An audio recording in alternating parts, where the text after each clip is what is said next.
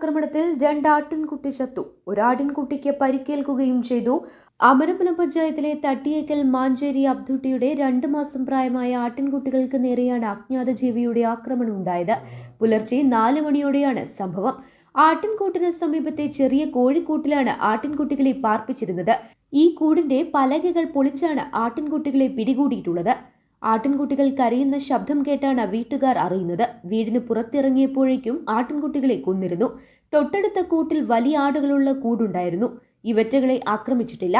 സ്ഥലത്ത് വനം വകുപ്പ് RRT അധികൃതരും പഞ്ചായത്ത് പ്രസിഡന്റ് VP അഫീഫയും വാർഡ് മെമ്പർ PA ശാന്തിനി ഉൾപ്പെടെയുള്ളവർ സന്ദർശനം നടത്തി. വനം veterinary surgeon doctor S Shyam സ്ഥലത്തെത്തി ആട്ടിൻകുട്ടികളുടെ ജഡം പരിശോധിച്ചു. 2 ദിവസം മുൻപ് അജ്ഞാത ജീവി ആക്രമിച്ചു കൊന്ന പൂച്ചയുടെ ജഡവും കണ്ടെത്തിയിരുന്നു. ഈ സ്ഥലത്തിന് 1 കിലോമീറ്റർ അപ്പുറത്താണ് അജ്ഞാത ജീവിയുടെ ആക്രമണത്തിൽ ഏതാനും ദിവസം മുമ്പ് യുവതിക്ക് പരിക്കേറ്റത്.